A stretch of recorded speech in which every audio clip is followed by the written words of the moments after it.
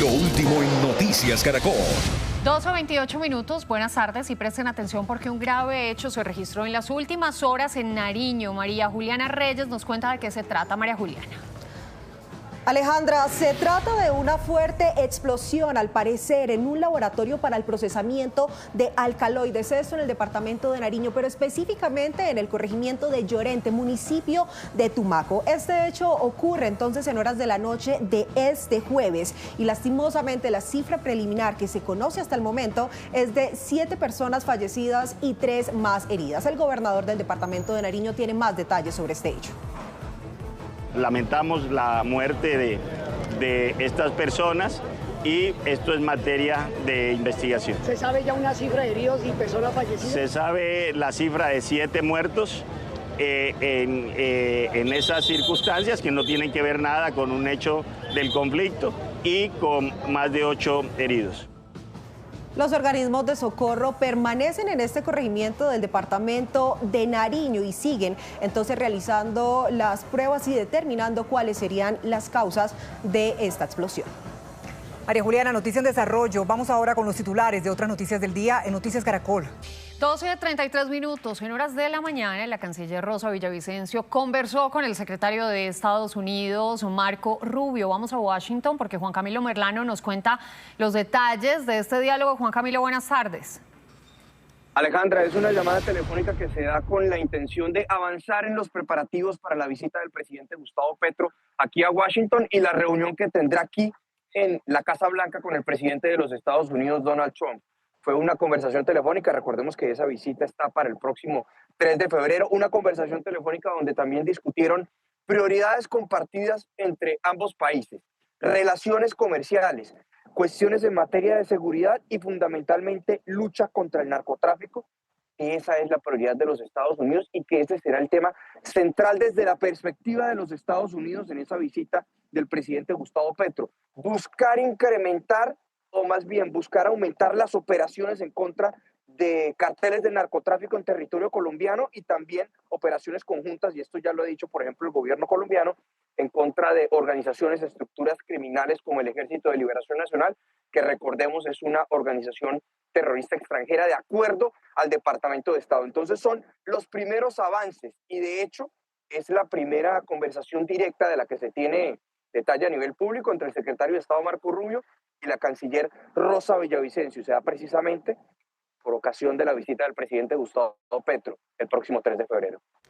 Los preparativos, entonces, gracias Juan Camilo. Pero ahora veamos qué versión tiene el gobierno colombiano de esta conversación entre la canciller y el secretario de Estado. Juan David Ríos, cuéntenos qué se sabe. Alejandra, mire, esta nueva conversación que sostuvo tanto la canciller y el secretario de Estado después de esa conversación previa entre Donald Trump y Gustavo Petro duró 25 minutos, es lo que nos confirman en la Cancillería. Para Colombia esta conversación también fue cordial y giró en torno a los 3 puntos importantes en el gobierno: la lucha contra el crimen organizado transnacional, especialmente en la frontera, asuntos de seguridad regional y la oportunidad en materia económica entre ambos países. Eso quiere priorizar el gobierno colombiano y esos temas se esperan, por supuesto, que se conversen con Donald Trump y Gustavo Petro ese 3 de febrero en Washington. La Cancillería además confirmó que al presidente Gustavo Petro y a la comitiva colombiana se les proveerán todas las garantías de una visita de jefe de Estado cuando lleguen a los Estados Unidos, a esa reunión justamente del 3 de febrero.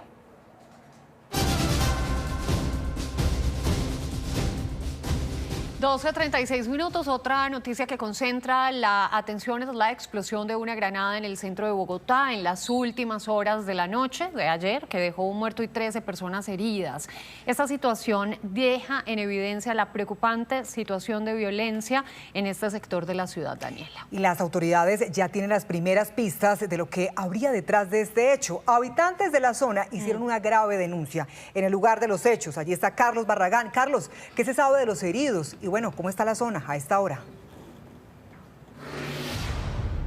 Daniela, Alejandra, ¿qué tal? Buenas tardes. Pues es una guerra territorial, dicen las autoridades, lo que se libra aquí en el barrio Santa Fe.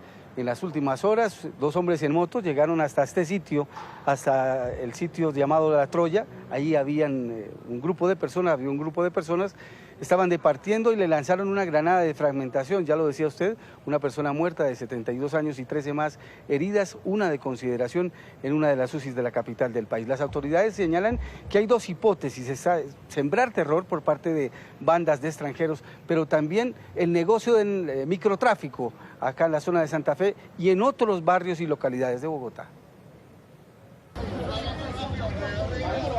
Ay, allá hay otra persona. Vamos a mirar. Explosión en el centro de Bogotá. Pasada las 9 de la noche, dos hombres en moto lanzaron una granada frente a uno de los locales ubicados en la carrera 16 con calle 23 en el barrio Santa Fe. Hay un man que lo están ahí. La mayoría de los heridos fueron trabajadores del sector, meseros, conductores y vendedores informales. En cuestión de minutos y tras el fuerte estruendo, policías, curiosos y médicos de diferentes ambulancias llegaron a atender a los heridos.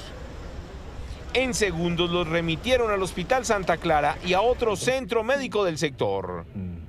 Ese es el más herido, el que van a levantar ahí. A pesar del esfuerzo de todos aquellos que participaron en esta emergencia, un mesero de 72 años, conocido como el Maestro Rochi, murió. Y a la altura de un establecimiento comercial lanzan una granada, causando heridas a 14 personas. Posteriormente, una de ellas fallece en el establecimiento médico.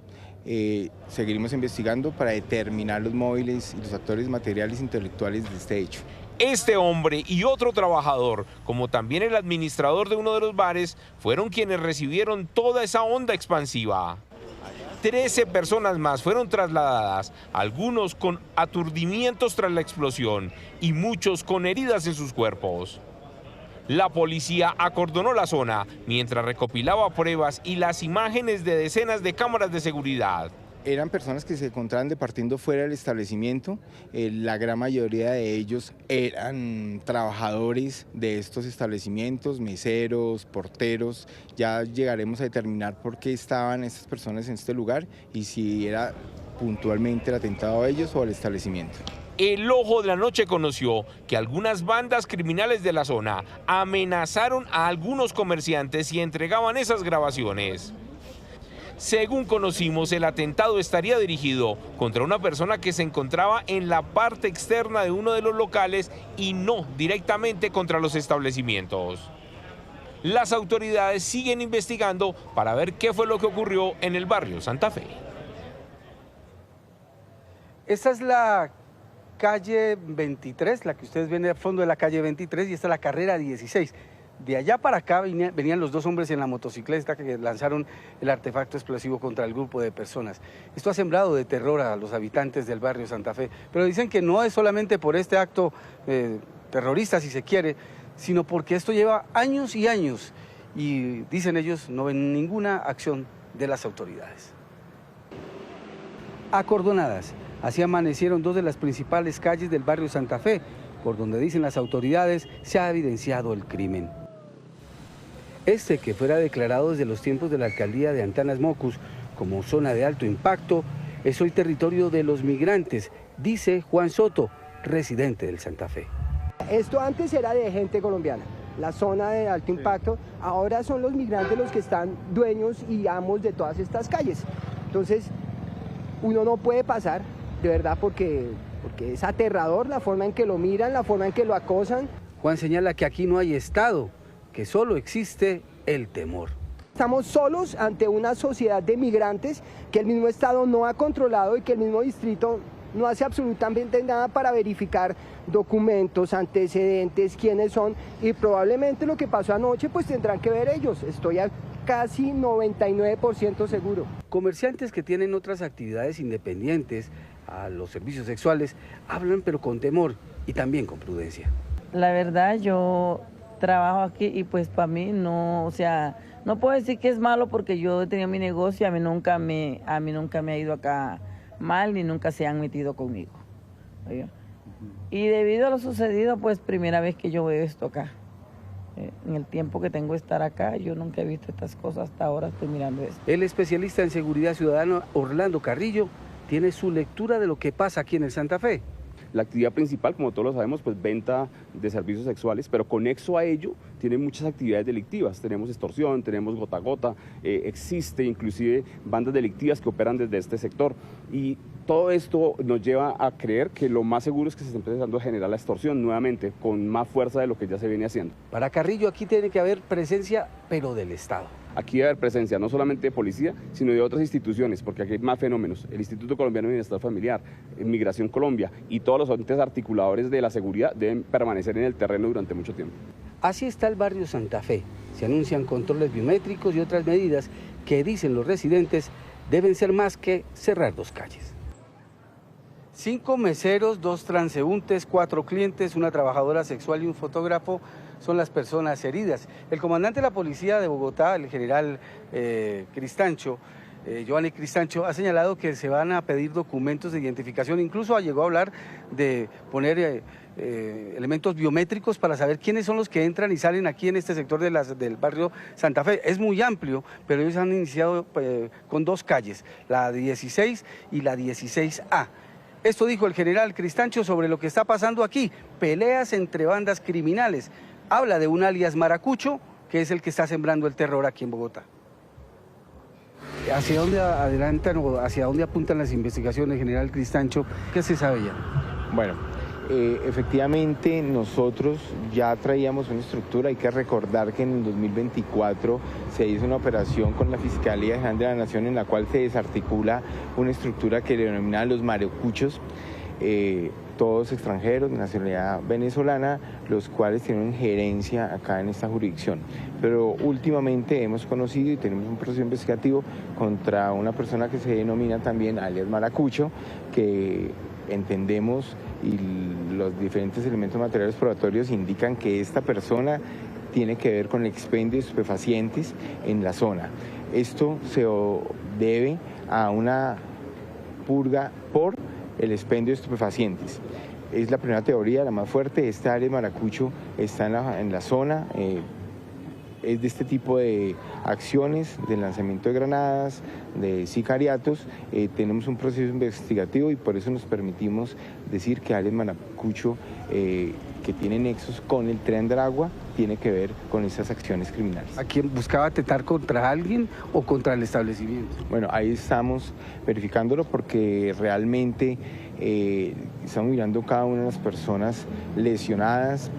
Son 5 meseros, 2 transeúntes, un fotógrafo acá de la zona, un estilista, incluso una trabajadora sexual. Entonces estamos mirando el perfil de cada uno de ellos, porque también lanzar la granada hacia el establecimiento hubiera sido muy fácil porque la puerta estaba abierta, es una puerta amplia, hubiera sido muy fácil lanzarla. La granada no cae al establecimiento sino afuera en el andén, como pueden ver ustedes.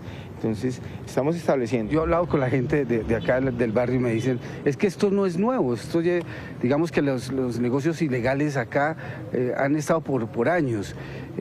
¿Se va a hacer una intervención general? Vamos a seguir generando un control absoluto, vamos a tener lectores biométricos, todo el que entre lo vamos a identificar y seguramente vamos a poder determinar también qué otros actores criminales están en la zona. ¿Qué tipo de bandas son las que están operando acá y qué están haciendo? Aparte de los maracuchos que ustedes decían. Bueno, acá también hay otro grupo delincuencial que es conocido como la 24, que es conocido como los boyacos. Estamos verificando que ese es con el enfrentamiento que puede haber en este momento. Pero sí o sí acá hay una preponderancia de los maracuchos o este personal del Tren de Aragua. Evidentemente lo que hay aquí es un negocio ilícito. Háblese de microtráfico, háblese de extorsión, de cualquier tipo de multicrimen, que es lo que sacude en este momento al barrio Santa Fe, en donde dicen sus residentes están prácticamente encarcelados y hablar puede costar la vida.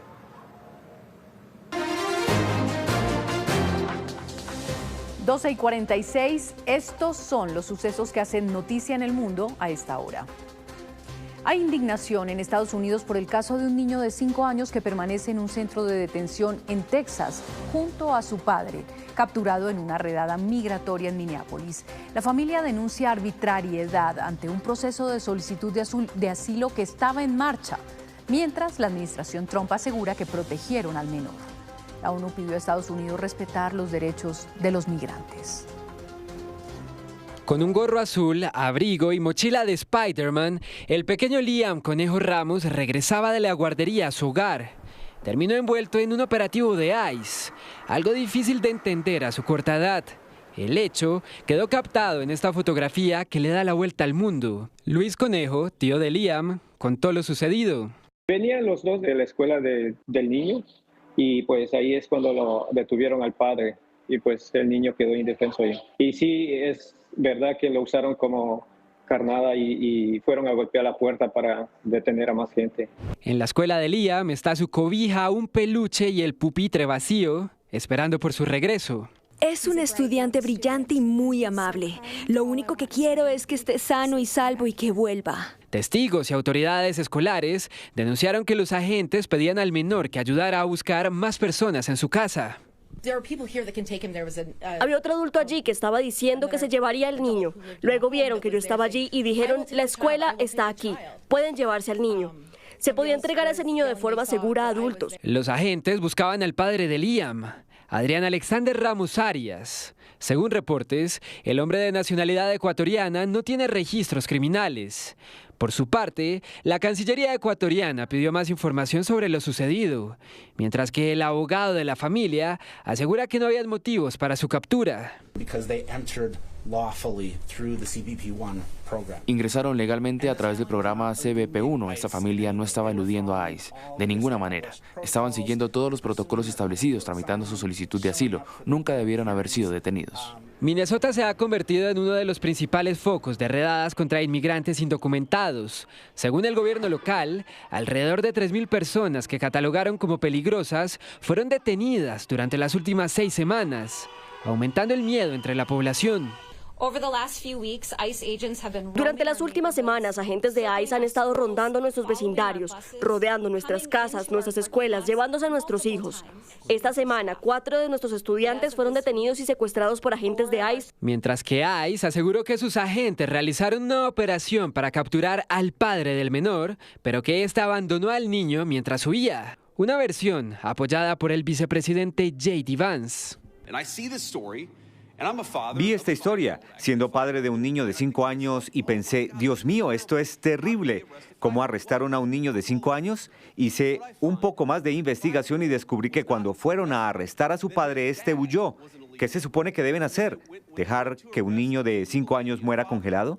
Las demócratas Hillary Clinton y Kamala Harris condenaron el hecho. Aseguraron que el pequeño debería estar en su casa y no en un centro de detención. Mientras que la ONU pidió a Estados Unidos respetar el derecho internacional en cuestión a los derechos migratorios.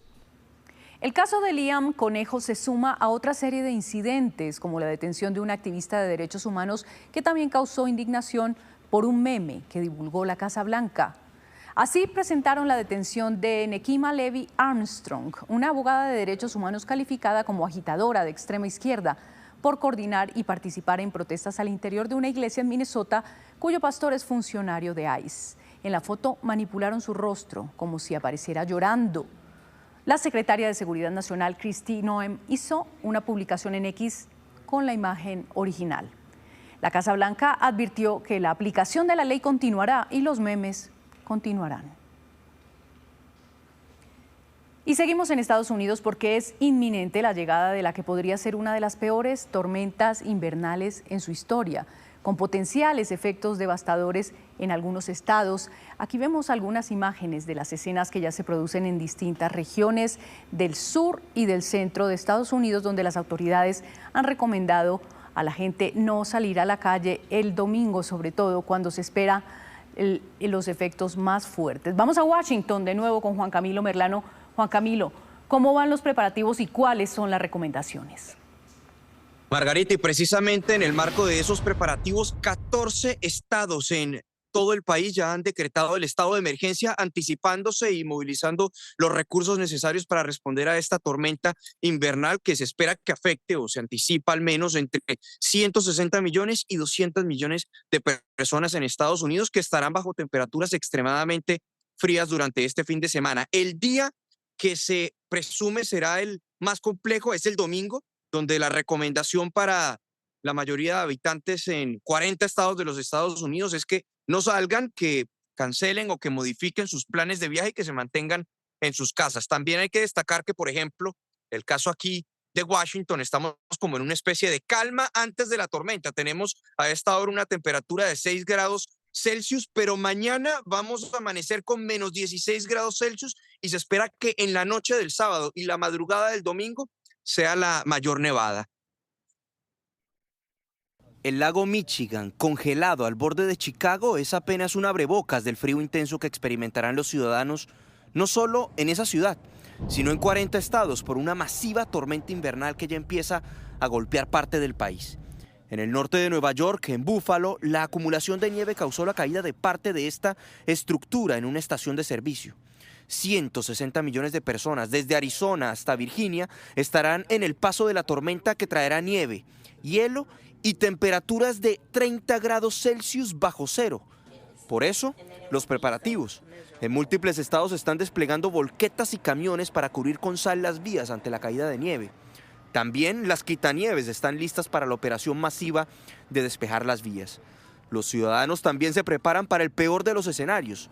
En los supermercados se abastecen de comida. En estaciones de servicio de pipetas de gas para las calefacciones. Una de las grandes preocupaciones de las autoridades es el frío extremo, que puede ser letal. En Nueva York, la gobernadora pide no bajar la guardia. Cuando esto te toca la piel, si no estás bien cubierto, puede congelarte por completo en segundos. Y te digo que lo hemos visto en otras partes de nuestro estado. El frío extremo puede ser mortal, absolutamente mortal. La tormenta empezará a golpear algunos estados en el centro del país este viernes, pero será entre el sábado en la noche y domingo cuando se experimente su mayor fuerza sobre la costa este, incluida Washington, donde se acumularían hasta 30 centímetros de nieve. El gobierno federal también se prepara a través de la Agencia para el Manejo de Desastres, y el presidente Trump se refirió a la tormenta, pero armando debate en torno al cambio climático.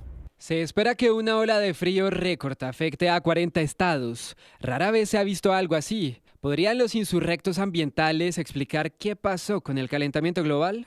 Las aerolíneas también se preparan anticipando caos en las operaciones aéreas. Ya se han cancelado de manera preventiva unos 1.400 vuelos para el sábado y están enviando notificaciones a los pasajeros de que cambien sus planes para este fin de semana. De hecho, ya esa cifra de vuelos cancelados se ha actualizado y se estima que son alrededor de 1.500 vuelos para el día sábado que han cancelado de manera preventiva las aerolíneas. Lo que dicen los expertos es que se ha presentado un fenómeno muy raro y es que ráfagas de viento muy frío, viento gélido, ha bajado desde Canadá, coincidiendo con un río atmosférico en territorio estadounidense, lo que ha conformado un fenómeno que es precisamente el que produce la alerta de esta tormenta que podría ser histórica. Margarita. Juan Camilo, gracias. Por falta de competencias, la Fiscalía de la Audiencia Nacional Española archivó la investigación en contra del cantante Julio Iglesias por presunto acoso y agresión sexual. La entidad publicó un decreto en el que explica que el gobierno exige que el denunciado y las presuntas víctimas sean ciudadanos o residentes españoles y que exista conexión material con España.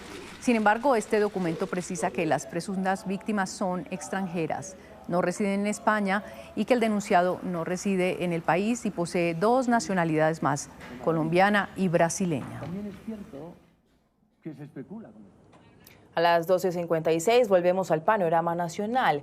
Hay consternación en Barranquilla por la muerte de un menor de edad tras resultar herido en medio de un ataque a bala. 2 sicarios se dispararon contra un grupo de personas que se encontraba en la parte externa de un establecimiento comercial y una de las balas alcanzó al menor de edad. 2 hombres en moto pasaron disparando contra las personas que se encontraban afuera de una tienda. En el video se observa cuando el niño cae tras ser alcanzado por una bala. El menor fue trasladado a una clínica, pero falleció. Él como que le dio hambre y fue a la tienda a comprarse algo para comer.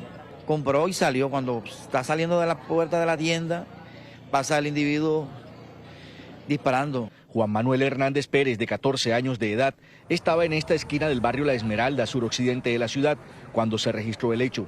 Su padre dice además que no es claro aún el objetivo que tenían los sicarios, por lo que pide a las autoridades agilizar la investigación. Que estaba detrás del hijo mío, no sé si tuviste el video, iban por él, pero él se agachó. Ya eso es una versión. La otra puede ser las famosas extorsiones, que como no pagan, entonces llegan y le mandan a tiro a los establecimientos para que la gente pague. La policía informó que una vez sucedió el hecho, se activó un plan candado que dio con la captura de los 2 hombres que habrían cometido el crimen. Se logra la captura de 2 hombres, presuntos responsables de este hecho, a quienes se les incauta un arma de fuego tipo revólver y se les inmoviliza una motocicleta en la que se movilizaban al momento de los hechos. Los capturados registran un total de 12 anotaciones por diversos delitos. Uno de ellos cuenta con 4 anotaciones judiciales por el delito de homicidio. Según sus familiares, el menor Juan Manuel Hernández practicaba el fútbol, le gustaba el canto y se encontraba listo para cursar segundo de bachillerato.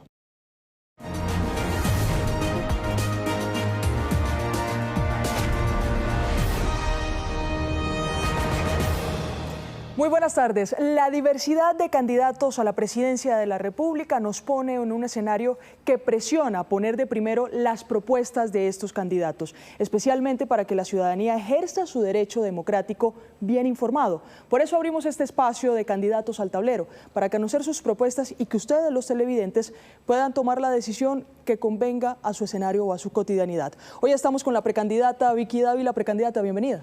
Hola Luisa, un saludo muy especial y muchísimas gracias a Noticias Caracol. Muy bien, conozcamos sus propuestas. Ella el 8 de marzo se va a surtir en esa consulta de centro-derecha y vamos a ver cómo le va. Primero, iniciemos con salud, porque tenemos varias noticias, precandidato. Un aumento en la deuda en todo el sistema de salud. Conocimos también recientemente de la Contraloría un informe que dice que la deuda con la red hospitalaria pública, la más afectada, está por encima de 16 billones de pesos. Sus propuestas, pago de deudas de medicamentos.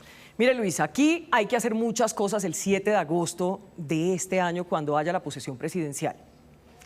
Entendemos que hay que hacerlo en seguridad, hay que hacerlo en materia de economía, en materia de salud y por supuesto en lucha anticorrupción.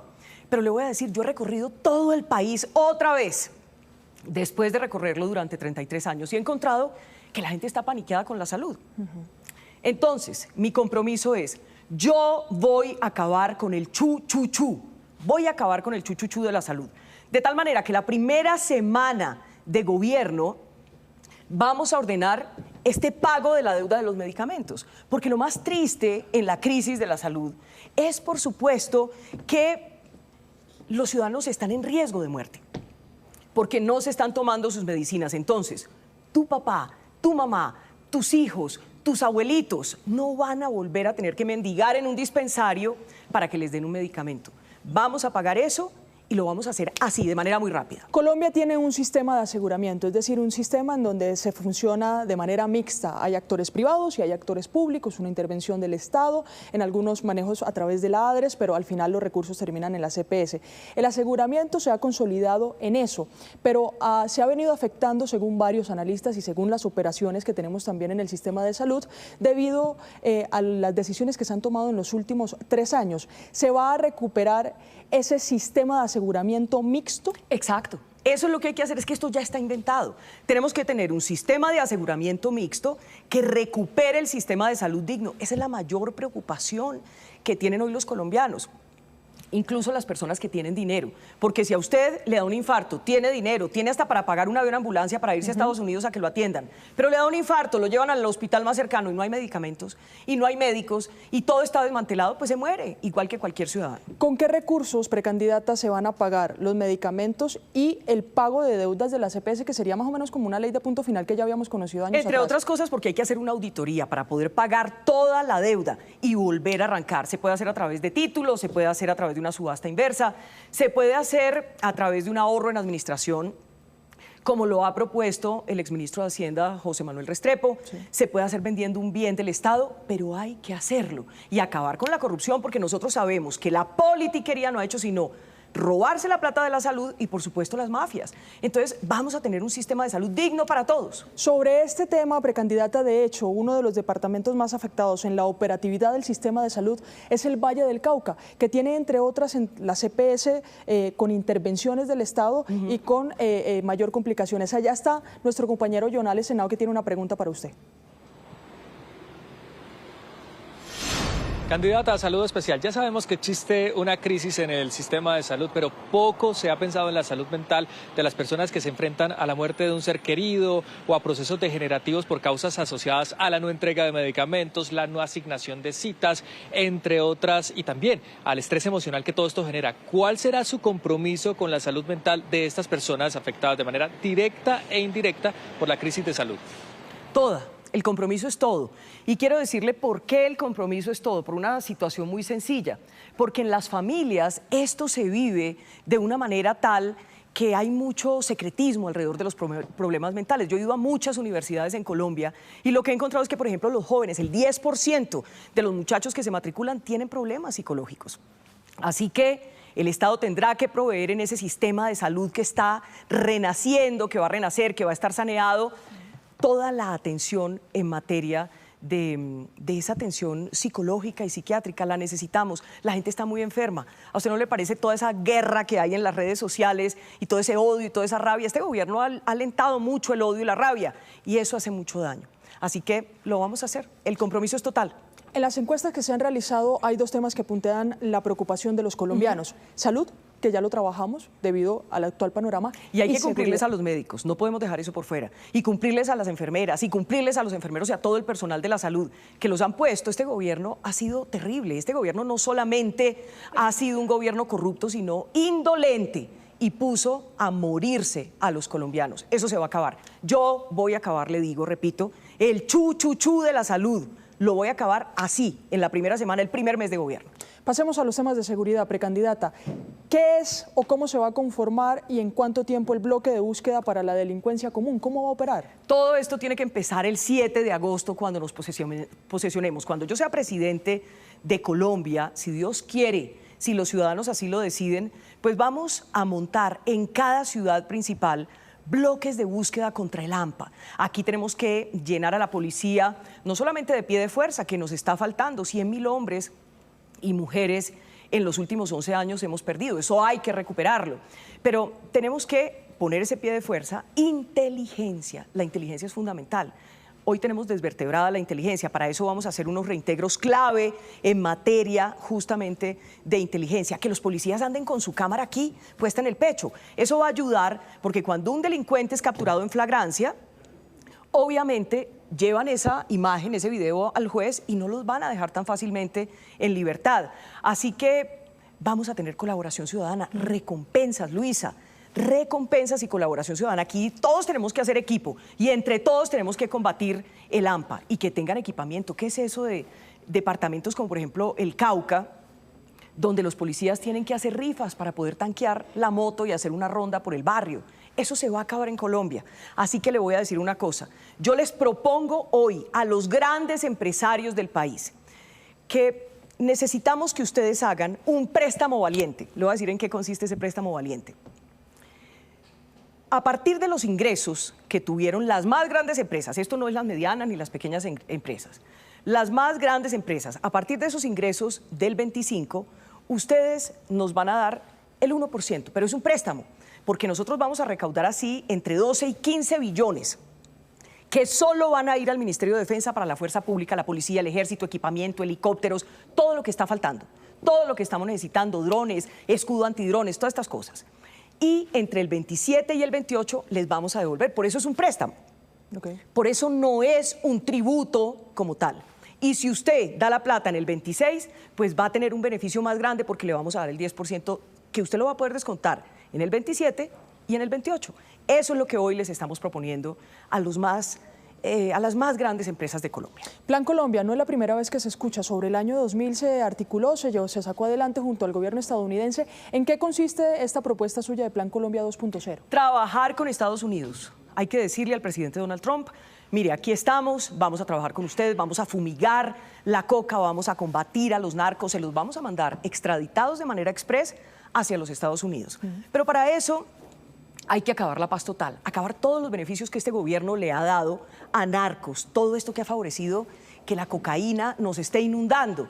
Y entonces vamos a combatir juntos, presidente Donald Trump, vamos a darle juntos contra la criminalidad, a tener y recuperar esas relaciones que hemos tenido históricas, bicamerales, bipartidistas, y por supuesto Israel regresa, reabre su embajada el 7 de agosto, cuando yo sea presidente, si Dios quiere. Dos preguntas puntuales aquí en este caso. Usted menciona fumigación, ¿aérea o terrestre?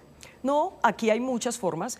Hay que tratar de lograr la más efectiva, que es la aérea, pero usted sabe que para eso necesitamos un visto bueno de la Corte Constitucional. Claro. Y la Corte Constitucional, la verdad le digo, hay muchos expertos, exmagistrados que ya han encontrado formas de lograrlo. Y yo sé que el sector de la justicia y el sector, pues muy específicamente en la Corte Constitucional, son conscientes del momento que estamos viviendo. Entonces yo espero como presidente lograr ese permiso, digámoslo así, de la Corte para poder fumigar como toca, pero mientras tanto los drones, hay que hacerlo con drones, hay que hacer erradicación, hay que hacer sustitución de cultivos, pero tenemos que combatir de frente la cocaína. No es un secreto que a Colombia le faltan recursos para fortalecer esa capacidad en defensa. Usted habla de Estados Unidos, pero ¿se ha pensado en otros países para la cooperación internacional? Israel es fundamental para poder conservar, cuidar nuestra seguridad nacional.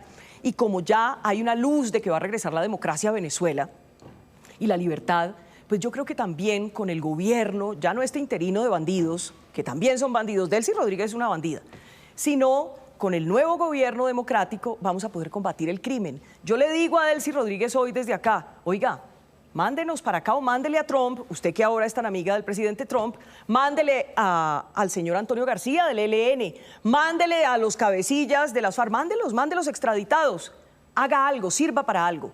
Muy bien, pasamos a lo que usted ha llamado revolución de la vivienda y no más ninis. 2 millones de soluciones para acceso a vivienda. ¿Eso en qué consiste, teniendo en cuenta, por ejemplo, que Camacol ha dicho que de aquí al año 2035 se necesitan 4 millones de vivienda en el país? Mire, nosotros estamos pensando en hacer la revolución de la vivienda. Le voy a contar una anécdota chiquita. ¿Sabe por qué yo tengo la vivienda metida en el corazón? Porque nunca cuando fui niña tuvimos casa propia, nunca.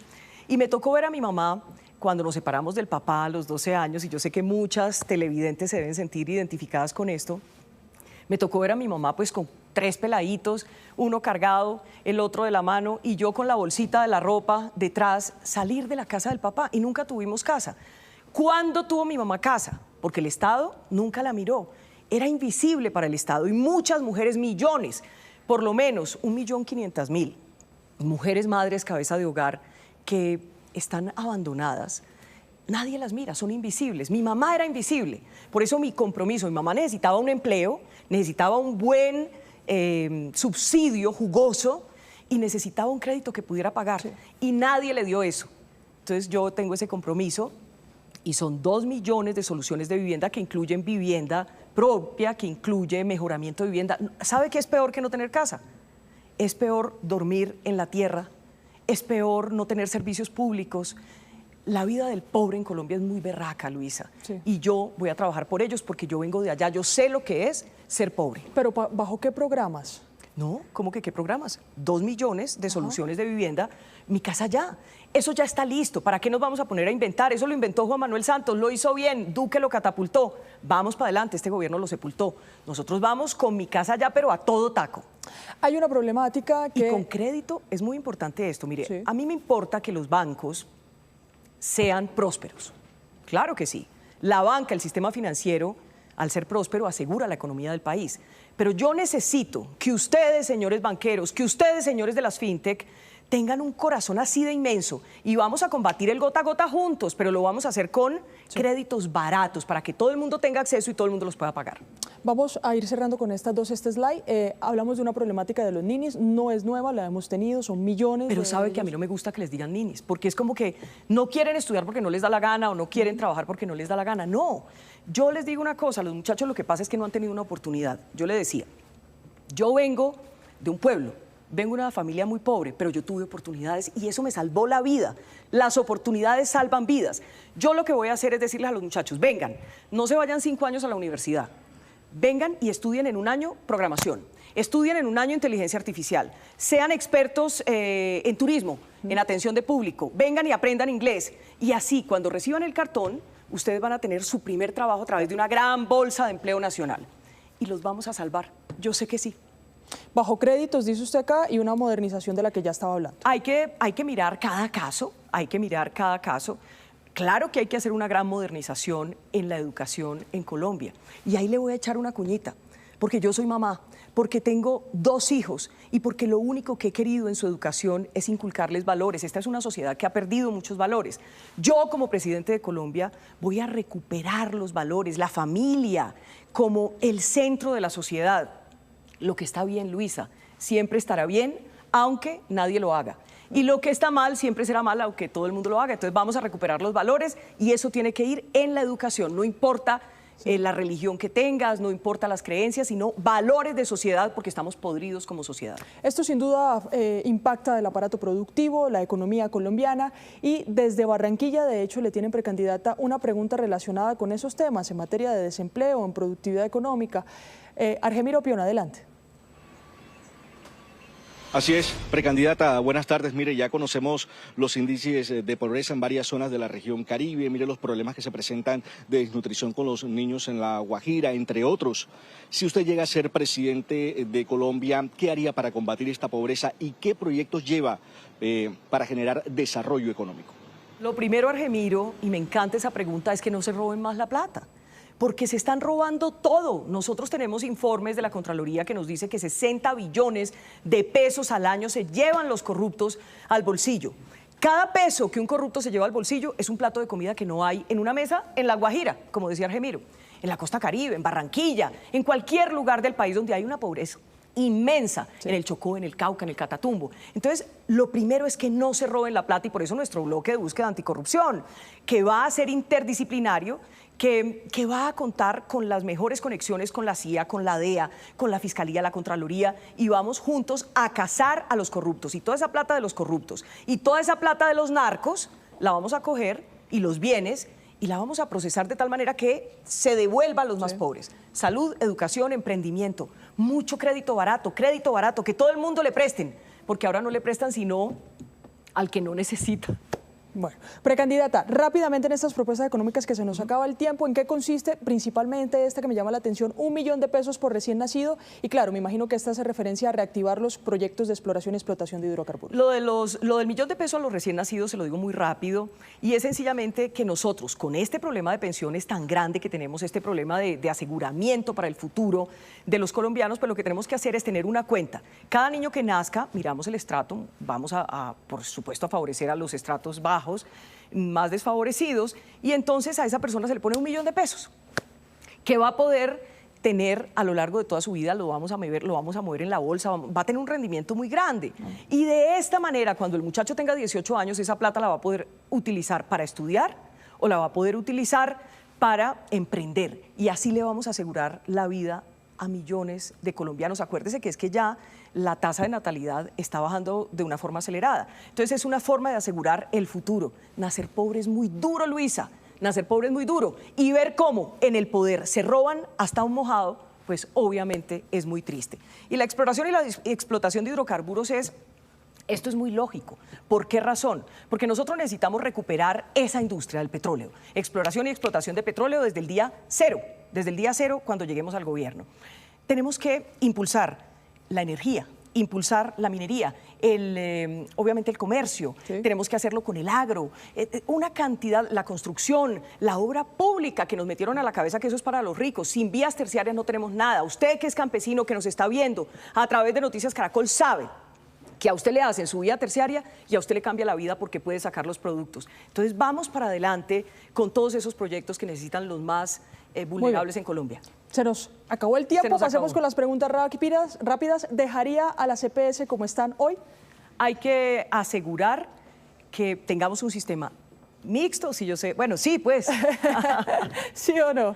¿Diálogos de paz con grupos armados? Ni por el chiras, no señora, vamos a combatirlos como toca, pero nunca saltándonos la ley ni la Constitución. ¿Sustitución de cultivos ilícitos? Sí, hay que sustituir los cultivos ilícitos, por supuesto que sí, pero hay que fumigar y hay que combatir y no hay que dejarle un solo espacio a los narcos. ¿Porte legal de armas? Ese es un tema muy complicado, yo le diría que hay que mirarlo. Digamos que no, como estoy en la mitad, entonces pon un no, porque hay que mirarlo. Aquí no podemos llenar de armas a los colombianos porque también nos jodemos. ¿Asamblea Constituyente? Ni por el berraco. Muy bien, pasemos a la siguiente. A ver. ¿Renegociar TLC? No, de una, eso chuleado, póngale no, por favor. Ok. ¿Cárcel para menores homicidas? Le voy a poner de una vez, vea, sí, Perfecto. ¿Reduciría el tamaño del Estado? Claro que sí. Tiene que ser más pequeño y más eficaz. ¿Reforma tributaria? No, no vamos a hacer una reforma tributaria, por eso estamos proponiendo esto del préstamo de los valientes y vamos a acabar con el 4 por mil, pero de manera responsable, de tal suerte que primero lo pasemos a 2 por mil y luego lo llevamos a 0 por mil. ¿Fracking? Fracking sí, siempre sí. Siguiente.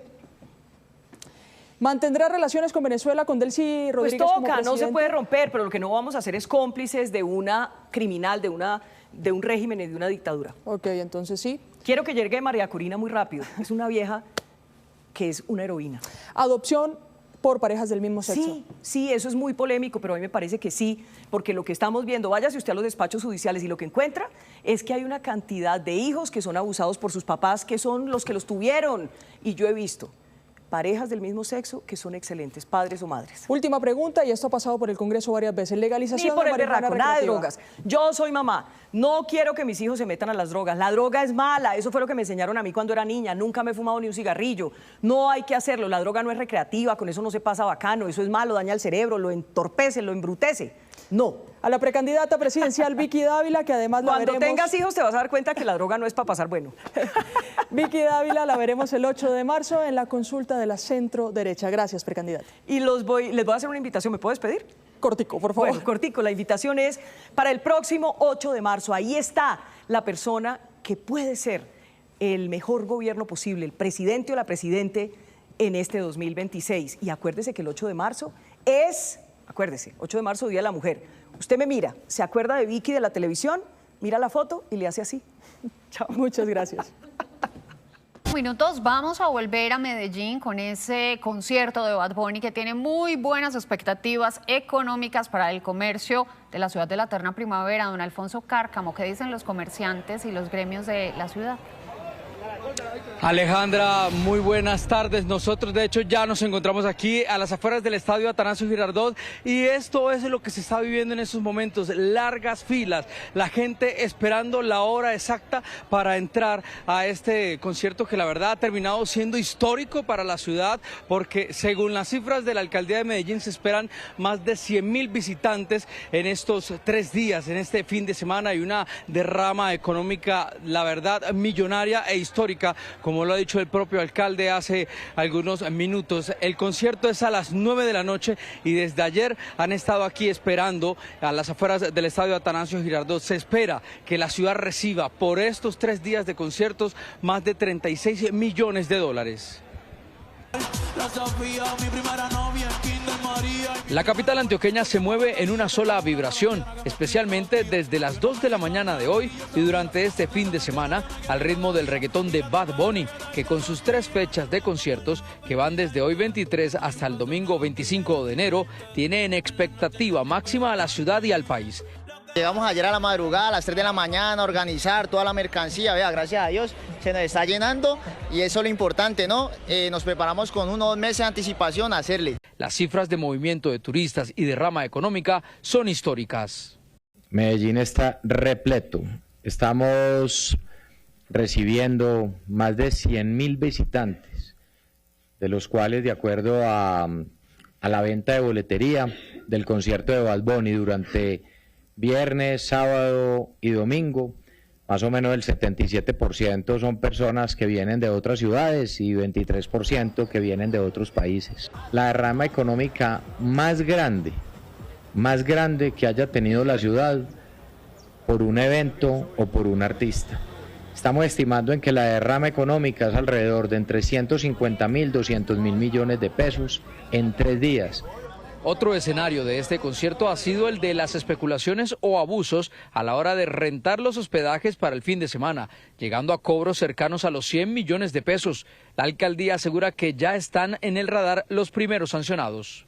A los conchudos, agalludos o descarados y deshonestos que se les dio por decir, uy, voy a aprovechar el cuartico de hora y le voy a cancelar a una familia que me había pagado y saco la excusa que por la red de gas o que por la red de energía y cancelo y después publico en la misma plataforma el costo, pero ya 10, 20 veces más. Yo hablé con el director y con el representante de Airbnb para América Latina y aquí también la plataforma está recibiendo las denuncias y casos que ellos han identificado, esas personas que cancelaron sin justa causa, se les bloquea en el calendario para que no puedan volver a alquilar ese inmueble. A pesar de tantas quejas, la alcaldía dice que solo tiene 2 denuncias o casos formales. Por su parte, la superintendencia anunció que a las personas que sean atrapadas abusando de precios en los hospedajes serán sancionadas hasta con 2.000 salarios mínimos legales vigentes.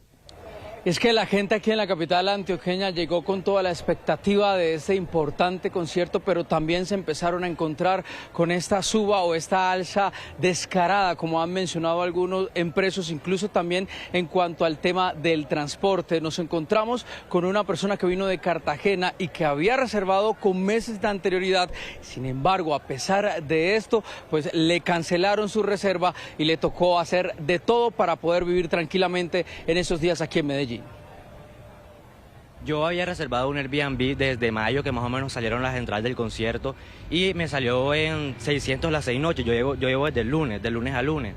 Pero en noviembre me canceló. El Airbnb me escribió por interno que cancelara, pero yo no podía porque me lo iban a cobrar a mí. Me canceló el arrendatario del Airbnb y subieron los precios, estaban casi en 5 millones la noche. Entonces, obviamente eso nos afectó un poco porque ya teníamos todo listo, la ropa lista, todo listo, y que algo que contáramos que era el lugar donde nos íbamos a quedar, nos lo cancelaron y subieron el precio. Me tocó resolver así de último momento con un tío porque no se puede, así no se puede. ¿Qué va a hacer ahora usted entonces? No, me tocó acudir a un familiar, a un tío que tenía lejano, y ahí fue como me tocó quedarme estas últimas noches. El anfitrión me mandó un mensaje a las 2:22 anunciándome que por cierta duplicación que se realizó en la página, él iba pues a cancelar unilateralmente la reserva, sin previo aviso, sin nada, simplemente pues me canceló y eso era todo. Yo me estuve contactando con él, le respondí pues obviamente que no me parecía justo y pues de que estaba preocupada por justamente a esa hora, 12 de la madrugada, avisarme esto, faltando 2 días, que no me parecía, y pues la persona simplemente no apareció.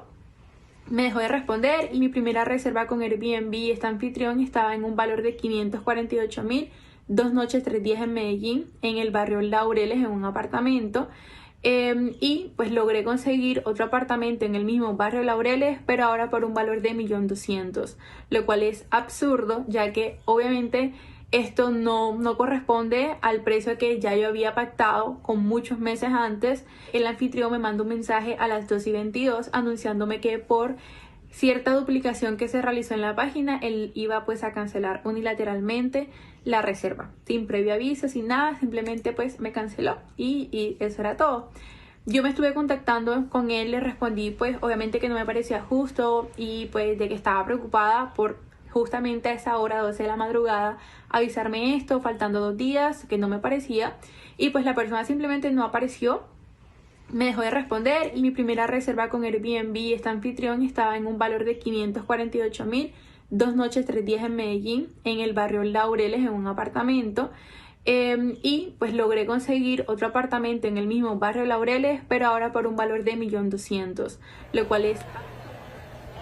A la 1:44 de la tarde, con esas realidades y en medio de todo esto que estamos viviendo aquí en el estadio Atanasio Girardot, hay que decir una cosa, y es que en diálogos con las autoridades de Medellín, pues han asegurado que no se puede generalizar este comportamiento con todo lo que son los paisas, con todo lo que son los medellinenses, porque por ejemplo ponen una cifra sobre la mesa, y es que en la ciudad hay cerca de 80.000 camas distribuidas entre hoteles y entre plataformas, y aseguran que si en realidad se estuvieran aplazando todas las reservas, pues lo que tuviéramos en la ciudad fuera un colapso, y le pide a la gente ser mesurada también en todo eso de las denuncias, porque no está pasando en toda la ciudad y los malos son pocos y ya los están persiguiendo. Sí, señor Alfonso, gracias. 1:42 p.m. En otras noticias, hay incertidumbre y preocupación en la frontera de Rumichaca, en Nariño, por la crisis diplomática y comercial entre Colombia y Ecuador. David Sánchez, ¿cuál es la situación a esta hora? Stephanie, televidentes, pues sigue la incertidumbre, la preocupación y el temor. Hablamos con algunos transportadores y también comerciantes de lado y lado de la frontera y reconocen que infortunadamente en materia de seguridad no se estaría haciendo lo necesario. De hecho, algunos de los transportadores ecuatorianos nos denunciaron también algunos hurtos y algunos hechos de inseguridad que dejarían en evidencia pues que la tarea no se está haciendo del todo bien. Precisamente a esta hora se registra un gran movimiento de carga que se ha incrementado precisamente desde el día de ayer que se conoció la comunicación del gobierno ecuatoriano de incrementar o de más bien implementar una tasa de seguridad del 30% a los productos que se importen desde Colombia. Hablamos con algunos y esto comentaban. Un aumento considerable de vehículos de carga se viene registrando en la frontera de Rumichaca, Nariño. Muchos movilizan la carga antes del 1 de febrero, fecha en la que iniciaría el cobro de la sobretasa impuesta por el gobierno. Eso han venido mulas por cantidades, todos los días son 200, 300 mulas que ingresan por el puente internacional en sentido de allá para acá y como usted mira de allá para acá también. Habitantes de esta frontera, transportadores y algunos agentes aduaneros manifiestan su preocupación por lo que la nueva normatividad genere y reconocen la falta de seguridad por parte de Colombia en esa zona. Es válida por cuanto en realidad hay inseguridad, grupos subversivos ingresan al Ecuador, extorsionan a las familias por allá, no hay control en las fronteras, del lado del Ecuador en cada paso fronterizo hay presencia del Ecuador, más no hay presencia del lado de Colombia y por supuesto eso le molesta al Ecuador. Pues la verdad, con esta situación de esta guerra que estamos muy complicados en la situación del transporte y todo lo demás, por la delincuencia y todo, que incluso ayer un compañero que venía de Huaquillas fue ultrajado y no sabemos dónde está. Y lo atracan a la luz del día.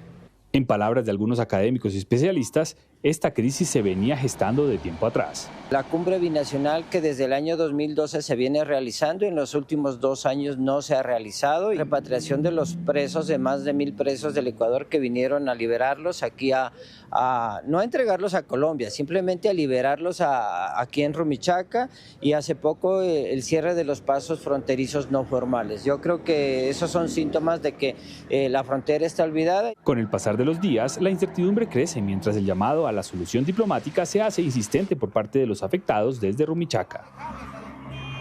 Y el viceministro de Electricidad de Ecuador, Javier Medina, en diálogo con Noticias Caracol en Vivo, aseguró que espera una pronta reunión con el ministro de Minas de Colombia, Edwin Palma. Dijo que tienen reservas de energía, pero reconoció la importancia de la energía que le suministra Colombia.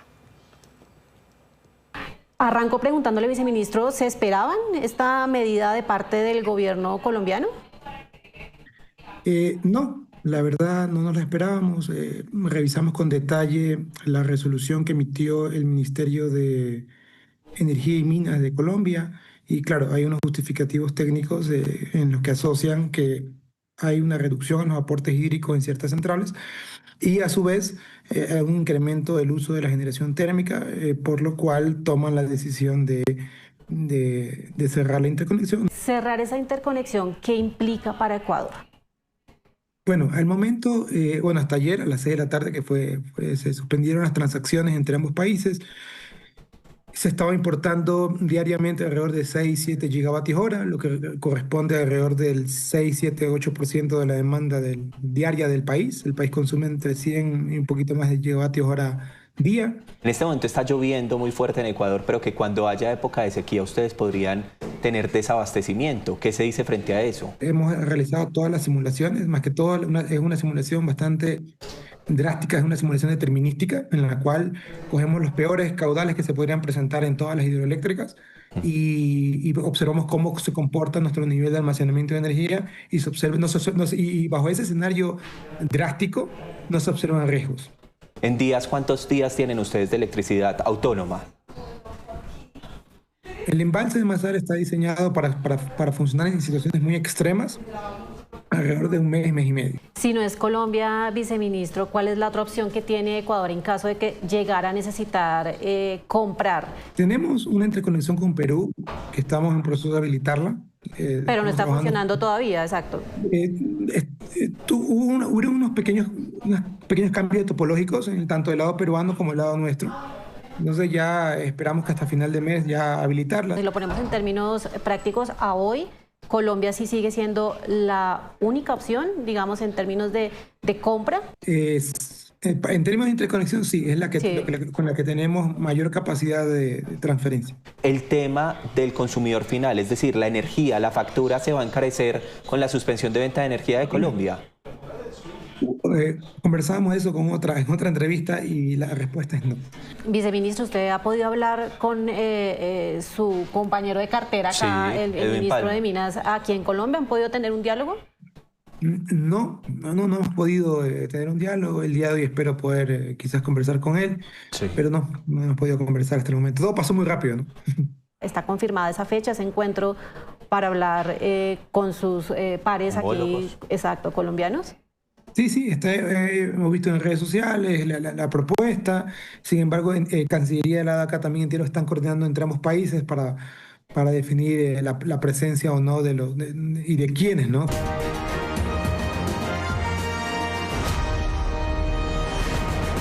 Colombia decide 2026. En este momento faltan 43 días, 18 horas, 2 minutos y corren los segundos para que se abran las urnas el próximo 8 de marzo, cuando decidiremos en manos de quiénes quedará el Congreso de la República y quiénes serán los candidatos presidenciales en las consultas interpartidistas.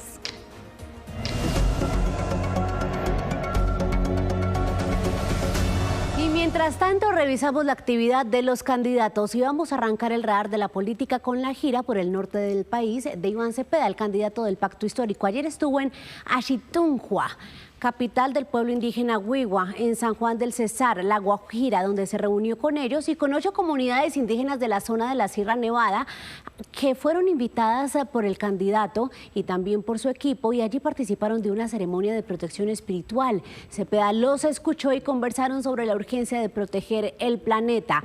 Hoy el candidato llegó a Valledupar y a esta hora está en reuniones con los candidatos del Pacto Histórico de la región, y allí aprovechó para hablar nuevamente de su participación en la consulta del Frente Amplio. Esto dijo Cepeda. Entonces, intentar frustrar nuestra participación es una trampa. No nos pueden ganar en las urnas, no nos pueden ganar en el debate de ideas, no nos derrotan cuando se trata de exhibir los logros de este gobierno y del programa. Entonces, que no utilicen caminos que son caminos peregrinos para intentar buscar que no podamos hacer que la gran fuerza, el gran poder que representa el Pacto Histórico se exprese en las urnas, tanto el 8 de marzo como el 31 de mayo. La gran pregunta a esta hora es qué pasará con esa consulta. Finalmente, entonces, Camilo Romero recibió el aval del Partido del Trabajo en las últimas horas. Él está fijo en esa consulta junto al otro que ven ahí en la mitad, a Roy Barreras. Pero el que aún no se decide es Juan Fernando Cristo. Dice que lo hará este fin de semana porque siguen conversando sobre las bases, los compromisos de esa unión, y el exministro ha pedido que se cambie el nombre de la consulta y también, por ejemplo, que quede establecido que el candidato que salga de allí no impulsará, de llegar a la presidencia, propuestas como la de una Asamblea Nacional Constituyente, el cierre del Congreso, entre otros temas muy sensibles. A propósito de esto, la MOE se refirió a la participación de Iván Cepeda y de Daniel Quintero en esta consulta, una claridad necesaria. Aunque el candidato Quintero ha dicho que participará en esta contienda el 8 de marzo, aún desde el interior de la misma consulta, los otros 3 candidatos confirmados dicen que eso no está pactado. En este sentido, la MOE es absolutamente clara al señalar que cualquier decisión sobre la participación de los doctores Iván Cepeda y Daniel Quintero en dichas consultas corresponde de manera exclusiva al Consejo Nacional Electoral. Es importante señalar que la misión de observación electoral no adelanta juicios sobre situaciones particulares. Reiteramos nuestro compromiso con una observación electoral técnica, independiente y basada en el marco normativo vigente. Y a esta hora es momento de ir a la Plaza Caracol porque Juan David Ríos tiene invitado a un joven congresista que quiere repetir. Juan David, adelante. María Camila, directamente desde Santander, actual representante a la Cámara por la Alianza Verde que quiere llegar a Senado. Cristian Avendaño está con nosotros y hasta se vino en alpargatas usted, ¿no? Así es, un gusto estar acá, pero son chocatas. En Santander se les dice chocatas. Chocatas. Así es. Candidato, ¿por qué quiere llegar usted al Senado de la República? Bueno, mire, yo llevo 4 años cumpliendo, enfrentando unos clanes y unas mafias políticas que llegaron allá al Congreso hace muchos años y que se han enriquecido, y allá los hemos enfrentado, le hemos tumbado negocios incluso como el de los 10 billones de pesos que quería hacer el clan Torres con el negocio de tránsito. Y pues como hemos cumplido, eso nos ha brindado una libertad sin jefes políticos, sin deberle nada a nadie, sin recibir un puesto, sin recibir un contrato, nada de eso. Nadie puede decirle, por ejemplo, a mi hijo que me he robado un peso, nunca. Esa libertad que me permite eso nos ha permitido enfrentar un poco de atracos al bolsillo de la gente. ¿Qué es eso? Sí. Eso es un poco de cobros irregulares que le hacen a la gente en impuesto vehicular, impuesto predial, un poco de cobros injustificados que le meten la mano al bolsillo a la gente en servicios públicos, cobros nunca autorizados por la gente y que llevan años cobrando eso. Y en la Cámara de Representantes denunciamos eso en Santander, pero nos dimos cuenta cuando denunciamos eso que eso es un fenómeno nacional, que eso está pasando en muchas partes del país. Entonces nos escribían, no, aquí en Bogotá, en él también nos está pasando eso. En Cali, en Valle del Cauca, en Cali está haciendo esos cobros, en Cartagena, en Montería, Afinia, un poco de cobros que le meten la mano al bolsillo a la gente, y pues nosotros hemos demostrado cómo podemos, incluso acompañando y defendiendo a la gente, de hacer que les devuelvan la plata de todos esos cobros irregulares. Y pues en últimas, lo más importante en el Congreso de la República es tener gente libre, que no tenga ni un gobierno que le dé las órdenes de cómo votar, pero que tampoco tenga un poco de empresarios que le dicen cómo tiene que votar y qué proyectos tiene que llevar. Candidato, ¿usted cree que el Senado en este momento, que es el órgano legislativo, tiene ya suficientes leyes en Colombia? ¿Usted entraría también a tener más leyes o viene al punto, como usted lo menciona, de un control a esas leyes? Mire, hay un poco de leyes inútiles, que eso es lo primero que hay que decir, un poco de leyes de honores, un poco de leyes de reconocimientos que no sirven para absolutamente nada, porque todas las inversiones que los congresistas supuestamente le amarran a eso están condicionadas a que el gobierno nacional le destine o no la plata. Entonces, si no quiere destinarla, pues no pasa nada. Y esas son las leyes que más se aprueban. De eso hay un montón de leyes que no sirven para nada. Pero proyectos tan importantes como el de eliminar los contrataderos, un poco de entidades que solo sirven para amarrar contratos con políticos detrás como Fodecol, que es el contratadero que montaron en Santander hace unos pocos días para amarrar un poco de contratos, porque como administran la plata pública a través del derecho privado para que nadie los vigile, ese proyecto lo hemos radicado 4 veces y la Comisión Primera de Senado como de Cámara no ha querido darle debate. ¿Por qué? Pues porque hay un poco de políticos que son los dueños de esas entidades y allá amarran los contratos, y por eso es que no avanzamos. Entonces, en vez de estar debatiendo esas leyes tan regulares, tan incompletas, que no significan nada, debíamos estar aprobando esta ley, que esta es la ley anticorrupción real, el resto es carreta. Usted menciona, senador, y rápidamente, que quieres trabajar para la gente, que la gente pueda tener sus denuncias también frente a excesos de cobros. Y hay que preguntarle por este aumento del salario mínimo, un 23% a las personas que ganan un salario mínimo. ¿Cómo ve justamente este incremento? Una cosa importante, no es que quiera trabajar, es que ya lo hemos hecho, es que ya lo hemos demostrado y ya hemos logrado que le devuelvan plata a la gente de cobros que le hicieron de manera irregular y arbitraria.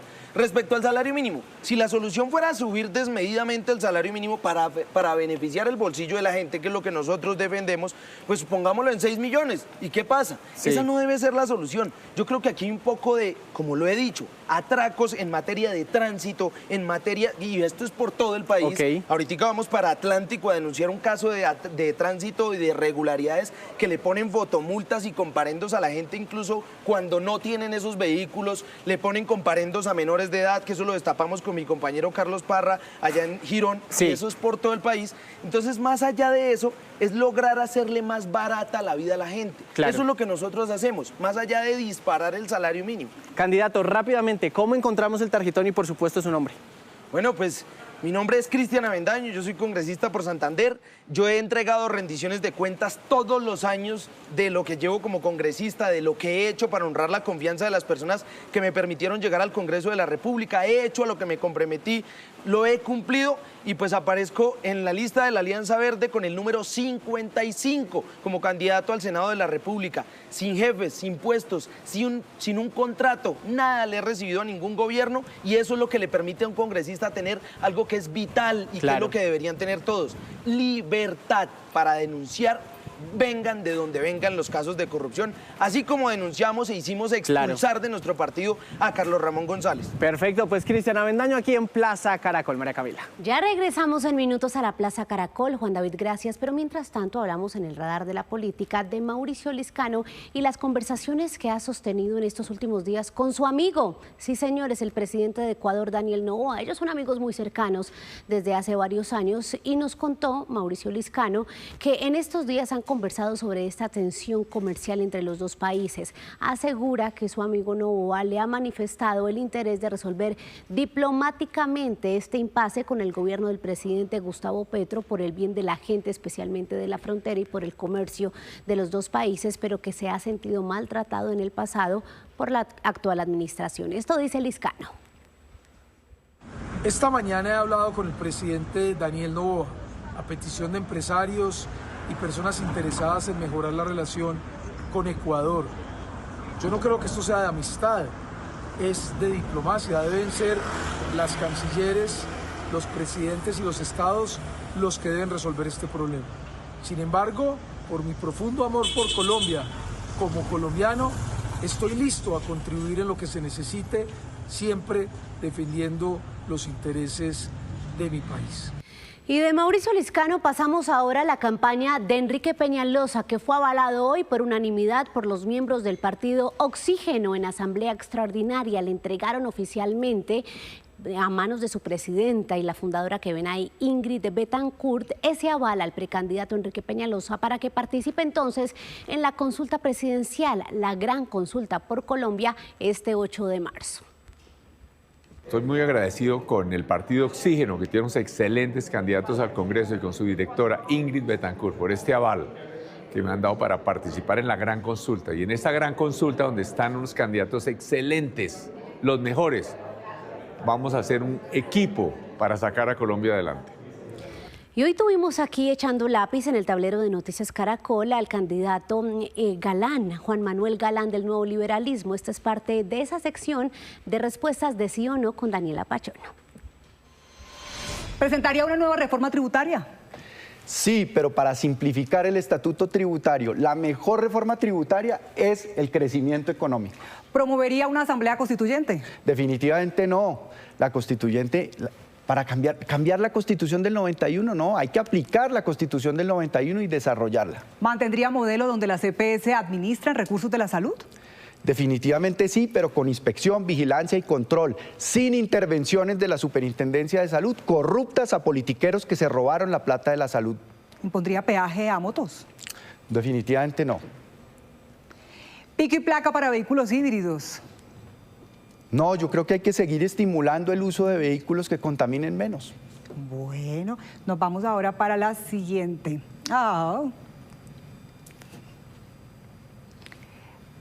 Bueno, le voy a quedar debiendo tal vez esas preguntas. Ya, aquí las tengo. Cárcel para menores de edad homicidas. Cárcel sobre todo para los que están instrumentalizando a los menores de edad, reclutándolos. Ahí vamos a enfocar los esfuerzos, el orden, la autoridad, porque los niños son sagrados. Entonces no. De acuerdo a lo que dice la ley. Bueno, lo voy a dejar como cadena perpetua a violadores y feminicidas. No, lo que tenemos que trabajar es que se aplique la ley, que la gente sienta protección, que hagamos prevención, pero sobre todo una fiscalía con los instrumentos para investigar y para perseguir estos delitos que son los de mayor incidencia para las mujeres y para los niños. 2 de la tarde, 9 minutos, momento de regresar a la Plaza Caracol. Juan David tiene invitado y es un exfuncionario de este gobierno que quiere llegar al Congreso. Juan David. Ex superintendente de salud, María Camila, Luis Carlos Leal, que en este momento está en la lista del Frente Amplio Unitario y quiere justamente llegar al Senado. Luis Carlos, bienvenido aquí a Plaza Caracol. ¿Y por qué el Senado? Juan David, muchas gracias por la invitación, un saludo muy especial para toda la audiencia de Caracol. Y el Senado es un escenario muy importante porque es el Congreso de la República quien plantea no solo las normas frente a lo que debemos trabajar en el país, sino que además hace el control político para exigir que el Estado realmente cumpla con sus funciones, algo que encontramos como debilidad muy fuerte en el andamiaje, en lo que se montó, en lo que debía hacer el Estado cuando llegamos a la Superintendencia Nacional de Salud. Lamentablemente muchas de las entidades hoy existen, pero existen casi que en el papel. Existen, pero de una manera muy arcaica y todo montado intencionalmente para que lamentablemente los datos no se conozcan, para que sean difusos, para que se abran las puertas a la corrupción como ha existido históricamente en el sistema de salud en el país. Por eso creo que tenemos la trayectoria, el conocimiento, la capacidad y la necesidad de seguir trabajando lo que hemos trabajado siempre, manteniendo la coherencia, la defensa del sector salud, del derecho fundamental a la salud, de garantizar que los recursos lleguen donde deben llegar, un sistema de salud que maneja la sexta parte del presupuesto general de la nación, 110 billones de pesos hoy, no puede ser un sistema que continúe perdiéndose la plata, como pasó en Salucop, que se continúen robando o inventando los pacientes, como pasó en el cartel de la hemofilia, en el cartel del VIH, en el cartel de la salud mental. Es un sistema que necesitamos proteger y que necesitamos exigir a que las entidades del Estado cumplan con su deber para garantizar el derecho a la salud. Mire, candidato, hoy la Procuraduría habla de la deuda en el sistema de salud que ha aumentado a 16 billones. Yo no puedo dejar que usted esté aquí sin preguntarle, que fue superintendente de salud, qué va a pasar ya cuando llegue al Senado de la República con el sistema de salud colombiano, con esta deuda tan grande que sigue aumentando. Bueno, la deuda lamentablemente sigue, a pesar de que el Estado la ha pagado 3 veces, que es también una de las cosas que llama mucho la atención. Mire que gobiernos anteriores, inclusive el gobierno de Iván Duque, planteó en su plan de desarrollo el pago de una deuda de 12.5 billones de pesos que existía supuestamente en esos momentos y con eso tuvo que haber quedado saneado el sistema. Lamentablemente esto nunca pasó, este gobierno terminó de pagar esa deuda, es decir, se suponía que ya teníamos que estar en ceros y volver a empezar la cuenta y lo que vemos lamentablemente es lo que dice la Contraloría.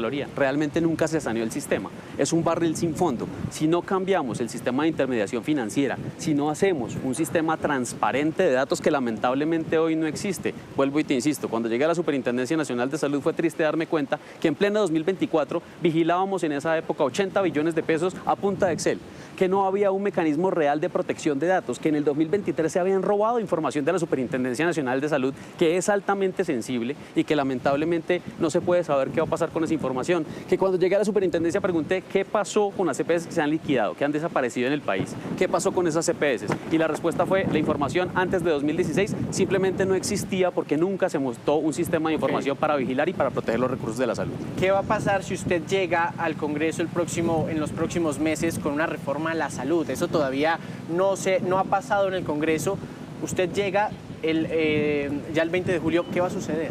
Bueno, lo primero que hay que hacer es que creo que nos tenemos que sentar nuevamente entre todas, todos y entender primero cómo está funcionando el sistema actualmente para hacer una pedagogía mucho más adecuada y poder construir realmente cuáles son las propuestas que se necesitan urgentes para que el sistema de salud empiece a funcionar y para que sobre todo los recursos se dejen de fugar, se dejen de perder y se garantice la atención en salud en materia de todo lo que necesitan los pacientes. Cuando estuvimos en la superintendencia nos metimos directamente a las farmacias a denunciar lo que estaba pasando. Sí. La corrupción que había entre EPS y gestores farmacéuticos, los pañales que le ocultaban a las personas. Necesitamos un control riguroso, pero también la creación de soluciones para que efectivamente eso borroso que existe hoy en el papel se pueda volver una claridad para todos los colombianos. Rápidamente, candidato, usted me habla también, por supuesto, de garantías a todos los trabajadores de salud, ¿no? Es una bandera que usted quiere llegar justamente en el Senado. Y no es algo nuevo, Juan David, es lo que hemos trabajado toda la vida. Cuando yo estuve como presidente de la Asociación Nacional de Internos y Residentes, logramos sacar entre 2016 y 2019 la ley de residentes, porque Colombia era el único país que no le reconocía económicamente a aquellas personas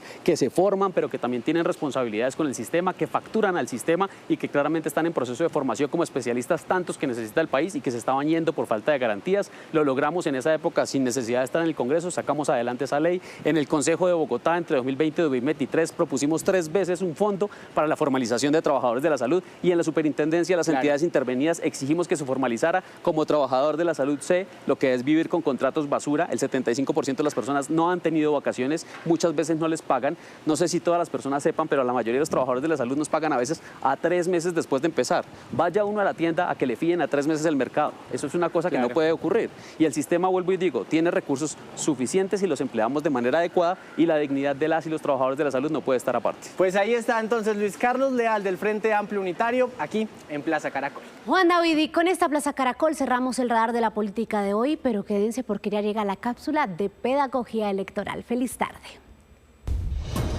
¿Qué significa el voto en blanco? El voto en blanco significa que usted participa pero no está de acuerdo con ninguna opción. Sirve para expresar inconformidad y cuenta como un voto válido. En algunas elecciones, si gana el voto en blanco, se debe repetir la votación con nuevos candidatos. Miren esta historia. Un acto de confianza puede terminar convirtiéndose en un vía crucis judicial. Ese es el caso de una mujer que fue codeudora de un amigo para un contrato de arrendamiento y hoy enfrenta deudas y demandas. ¿Qué precauciones debemos tener a la hora de hacer esos favores? Aquí les contamos. Ella es Claudia, profesional en administración de 42 años. Hoy su nombre aparece en un expediente judicial. Dice que su error fue confiar y firmar como codeudora. Claro que me arrepiento de no haber confiado en la palabra de una persona que no la cumplió. Me arrepiento de haber firmado porque fue pucha, yo dije debía haberla hecho de otras maneras. Pero pues no, sinceramente fui muy confiada en alguien que pues generaba esa tranquilidad, pero no. Todo comenzó como un favor, un contrato de arrendamiento y una firma que parecía un simple respaldo. Claudia aceptó ser codeudora sin imaginar que le saldría cara esta ayuda. Cuando me entero en enero del 2025, él debía desde julio del 2024 el arriendo hasta ese momento. Entonces en enero se hizo una supuesta conciliación donde él se comprometió a pagar el arriendo, todo lo que había, que eran más de 12 millones de pesos, nunca pagó. Estamos en el juzgado 11 de pequeñas causas para conocer el estado de la demanda que la tiene enfrentando responsabilidades judiciales. Hasta donde sé, él no quería pagar nada todavía, que fue el último que me hizo la semana pasada. Y aunque el trámite continúa, este problema le pasó factura en todos los ámbitos. Yo estoy sin empleo por esa misma causa. En la empresa donde estaba trabajando, se hacen licitaciones. Yo firmo varias cosas donde se queda como mi representación. Cuando uno hace licitaciones, uno tiene que tener toda esa representación limpia. Yo no tengo limpia porque tengo un proceso judicial por culpa de este señor. Y ojo, no es lo mismo ser fiador que codeudor. La particularidad es que tratándose de codeudor, el acreedor puede perseguir al deudor principal, al codeudor solidario, a los dos o a uno de ellos, es decir, todos responden por la obligación. Tratándose del fiador subsidiario, la particularidad es que ese fiador subsidiario eventualmente puede pedirle al juez que persiga los bienes del deudor principal. Esto quiere decir que en el caso de que el deudor principal no pague, siempre le tocará al codeudor solidario. Ante esta amarga experiencia, Claudia hace un llamado a ser precavidos. Pensé que era muy buen amigo mío y era una persona muy correcta, pero mira que uno nunca jamás termina de conocer a una persona. Entonces que no, codeudor jamás se debe firmar. Este caso enciende las alarmas sobre los cuidados que se deben tener al hacer este tipo de favores.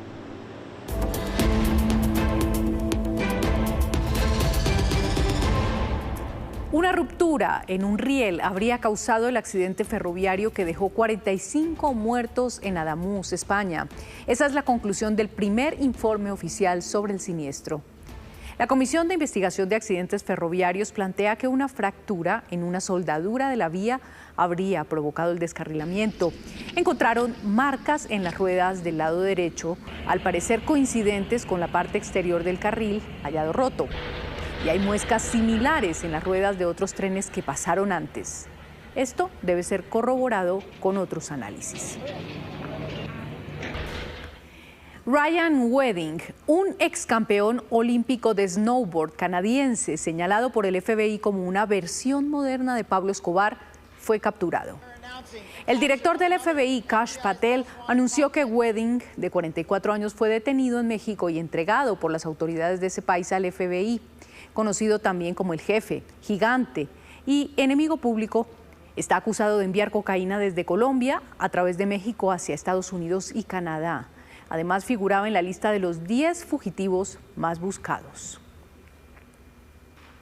El diario británico The Guardian asegura que la presidenta interina de Venezuela, Delcy Rodríguez, se comprometió a cooperar con Estados Unidos antes de que Maduro fuera capturado. Según The Guardian, Delcy y su hermano Jorge dijeron en secreto a funcionarios que darían la bienvenida a la salida de Nicolás Maduro. Las conversaciones se habrían iniciado en el último trimestre y continuaron tras la llamada entre Maduro y Donald Trump a finales del año. Por otra parte, Trump volvió a referirse a Delcy Rodríguez y a María Corina Machado. En lo personal, bueno, ahora mismo Delcy tiene un liderazgo muy fuerte, lo está demostrando. También hablé hoy con María Corina y ya saben, me cae muy bien. Pero Delcy ha demostrado un liderazgo muy fuerte hasta ahora. Estamos entrando a Estados Unidos miles de millones de barriles de petróleo en este preciso instante. Más de 50 millones de barriles de petróleo ya han entrado, están entrando a Estados Unidos y mucho más está por llegar. Estamos trabajando con ellos. Ellos recibirán parte de eso. Y nosotros también. Nuestro país se enriquecerá y a Venezuela le irá mejor que nunca. Un colombiano fue detenido en Estados Unidos por causar graves daños en el avión en el que iba a ser deportado desde Florida. El barranquillero ahora está en la cárcel y enfrenta cargos penales. Eduardo José Restrepo Caballero, de 27 años de edad y originario de Barranquilla, se encontraba bajo custodia de las autoridades de inmigración en Estados Unidos e iba a ser deportado hacia Colombia. Sin embargo, lo que debía ser un vuelo tranquilo de deportación a bordo de un avión de la aerolínea Spirit terminó en caos. Según el informe policial, minutos antes del despegue desde el aeropuerto internacional de Fort Lauderdale, Eduardo José ingresó al baño trasero del avión y comenzó a destruir los paneles de las paredes. Además, derramó un líquido desconocido en el piso. Pudiese enfrentarse a penas que inclusive pudiesen ascender a más de 5 años de prisión, no solamente en el estado de la Florida, pero también a nivel de la ley federal. Con esta acción, Eduardo José Restrepo Caballero no solo se enfrenta a la judicialización y tiempo en prisión, sino además eliminó cualquier posibilidad de regresar algún día de manera legal a Estados Unidos. Es muy factible que se puedan obtener perdones migratorios para que la persona regrese a los Estados Unidos al cabo quizás de cierto tiempo y antes de que se cumpla la sanción como tal migratoria. Sin embargo, en este caso específico, ya esta persona va a perder todo tipo de posibilidades para poder regresar a los Estados Unidos debido a la gravedad de los hechos. El piloto tuvo que regresar a la puerta de embarque para que las autoridades detuvieran al colombiano, quien ahora enfrenta cargos por delitos graves de daños criminales y conducta desordenada. Además, permanece bajo retención migratoria. La Asociación de Prensa Extranjera condenó la muerte de 3 periodistas gazatíes durante un ataque israelí. Los reporteros se movilizaban por el corredor de Netzarim en un vehículo del Comité Egipcio para la Reconstrucción de Gaza que fue bombardeado por drones del ejército israelí, que los señala como sospechosos de operar drones de Hamas. Las familias sumidas en el dolor despidieron a sus familiares este jueves en un multitudinario funeral.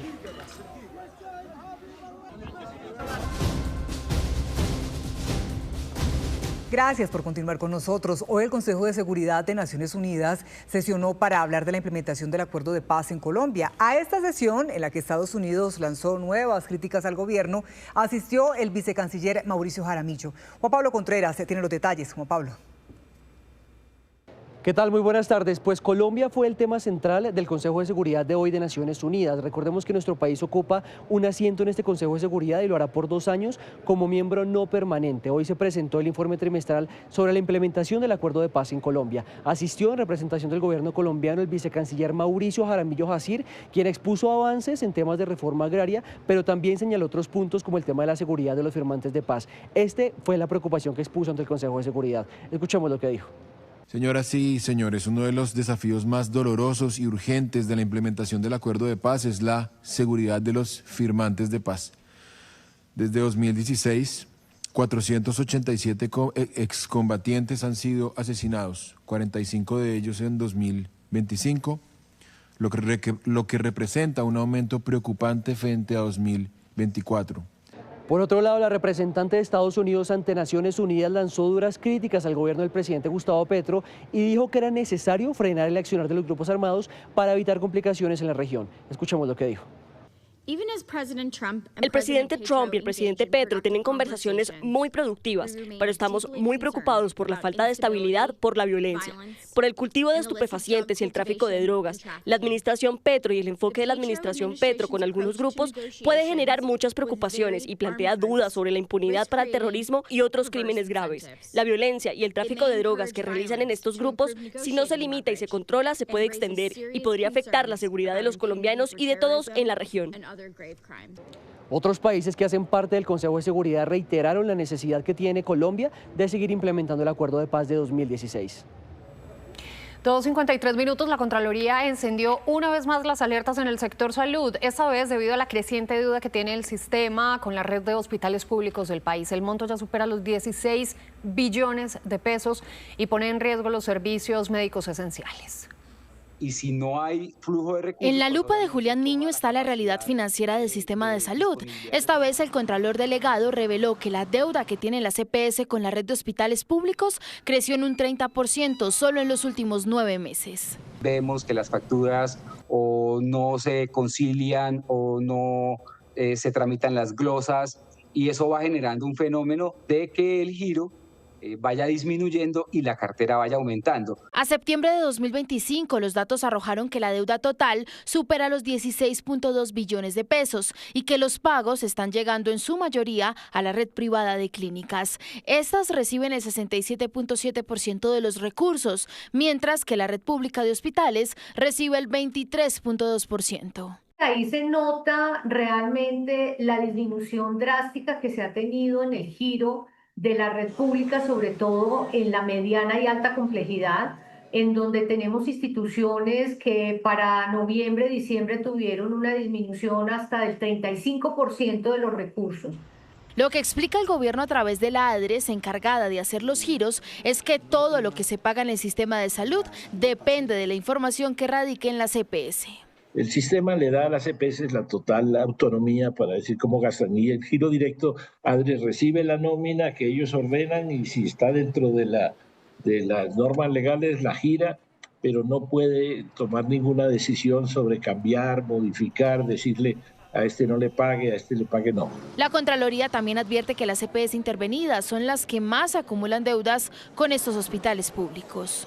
Pues las intervenciones no han servido como mecanismo que permita reencauzar financiera y administrativamente las EPS que acogen esta medida. Lamentablemente con el cambio de interventores queda todo en un cronograma que cuando llega el nuevo interventor, pues mientras llega, conoce y hay nuevos acercamientos, pues pasa mucho tiempo y eso va en detrimento de los usuarios, de la cartera. Según la información de la ADRES, estas EPS tienen pendiente la erradicación de los pagos, aun cuando el dinero está disponible. Lo que uno recibe de información es que tienen atrasos en la auditoría de cuentas para poder autorizar esos pagos. Las instituciones de salud aseguran que las están asfixiando financieramente cuando son la principal o única opción de acceso a servicios de salud en muchas regiones del país.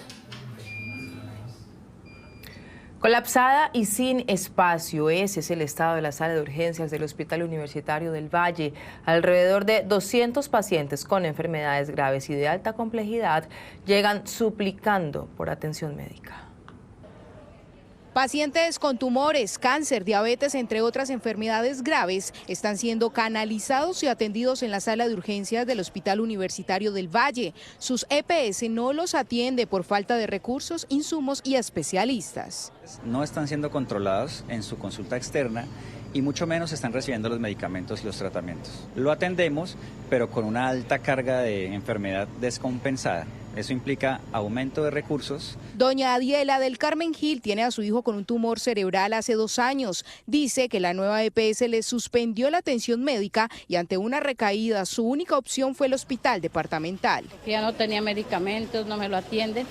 Empezó con dolor de cabeza y cuando ya me vi me tocó traerlo acá. Alrededor del 40% de los pacientes son de la nueva EPS que deberían ser atendidos en otros centros médicos. El servicio del hospital está colapsado, las camillas no alcanzan y el personal no es suficiente. A las 3 de la mañana el día sábado nos pasaron para allá, a una silla, y mi mamá duré rato diciéndoles que la atendieran porque se estaba desangrando. En el Valle, los pacientes con enfermedades de alta complejidad son los que están sufriendo las consecuencias de la crisis económica del sistema de salud. Que la enfermedad no distingue.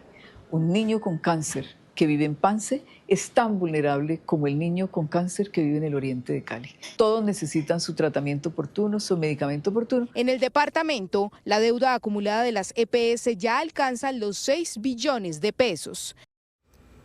Y el DANE reveló el comportamiento de la economía para noviembre de 2025. Luisa Polo, ¿cuáles son los detalles? ¿Cuál es la cifra?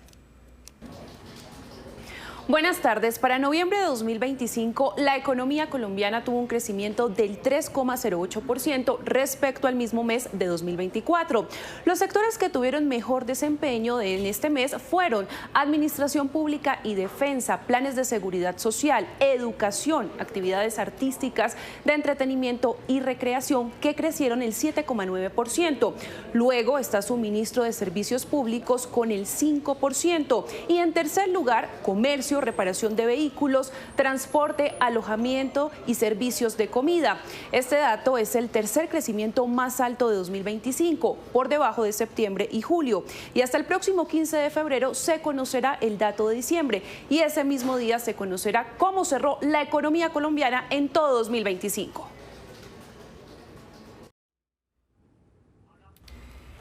Muy bien, de 3 en punto de la tarde, la Contraloría realizó nuevas alertas sobre las obras en el Canal del Dique por una modificación del contrato que realizó el gobierno. Luisa Fernández, ¿de qué se trata? Buenas tardes. Buenas tardes. La alerta de la Contraloría se da por lo que han llamado también una decisión unilateral del Gobierno Nacional de modificar las vigencias futuras, es decir, esos recursos que garantizan las obras y las operaciones del Canal del Dique, un proyecto de gran relevancia en Bolívar para las comunidades aledañas al río Magdalena por su impacto, claro, ambiental. Pues asegura la Contraloría que esta decisión del Gobierno de recortar esas vigencias futuras para este año puede presentar incluso riesgos y complicaciones desde el mes de febrero de este año 2026. Entre los riesgos están, ejemplo, unos costos adicionales, lo que generaría más gastos para el proyecto, pero además todo esto y la decisión unilateral podría llevar incluso a una terminación anticipada del contrato, que en lo palpable sería que no se adelantarían las obras o se frenarían esas obras y operación del Canal del Dique, que pondría en riesgo a esas comunidades que están aledañas al río Magdalena y que necesitan, que dependen de estas obras de infraestructura para que no se registren consecuencias ambientales negativas. Es decir, ejemplo, inundaciones en caso de que se registren altas lluvias. Esto es lo que garantiza el proyecto del Canal del Dique, que hoy está nuevamente en jaque o con crisis debido a la decisión del Gobierno Nacional de recortar esas vigencias futuras.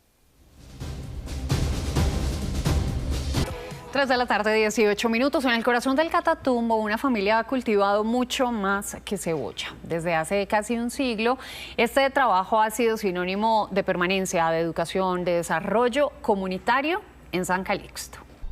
Somos la familia Sánchez y esta es nuestra historia. En 1925, la familia Sánchez, en cabeza de Ramón Sánchez, inició el cultivo de cebolla. Nuestra tradición pues ha sido siempre cultivar la cebolla, mantenernos en el territorio, pues a pesar de que el Catatumbo ha sido estigmatizado, nosotros vivimos en una zona donde gracias a la forma de trabajar y vivir alejados de los cultivos ilícitos nos ha permitido estar en territorio. La cebolla para nosotros nos significa mucho porque la familia se ha estudiado, mucho profesional de aquí. Hay ingenieros, hay profesores. Los Sánchez fundaron y construyeron un caserío al que llaman Mesallana. Hoy son más de 500 personas de 4 generaciones que producen 2.500 toneladas de cebolla al año. Pues ahorita estamos tratando de puros abonos orgánicos para no afectar nuestras aguas, que es lo que más necesitamos en nuestra región. El entorno de San Calixto se ha beneficiado del cultivo de la cebolla. Hemos logrado placahuellas, lo hemos hecho comunidad gobierno, también tenemos la escuela, el proyecto de una capilla, una iglesia que ha sido el sueño y era el sueño de nuestros abuelos. Por su esfuerzo de permanecer en el territorio y preservar las tradiciones agrícolas, los Sánchez son colombianos que hacen historia. 15 retratos del icónico fotógrafo colombiano Hernando Díaz conforman una nueva exposición al aire libre titulada Tránsitos. David Molina conoció la muestra fotográfica que rememora a grandes personalidades del mundo de las artes y de la cultura nacional.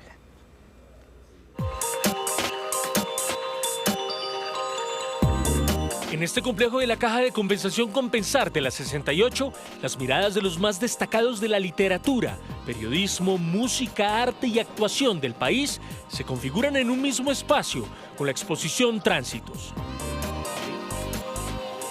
Los retratos de Hernán Díaz para siempre inmortalizaron estos íconos culturales que hacen parte de la historia y las transformaciones sociales de Colombia. Esta exposición recoge el trabajo de Hernán Díaz, uno de los fotógrafos más importantes del siglo XX en Colombia, que logró retratar a las personalidades del mundo del arte y la cultura en la época de los años 60, 70, 80.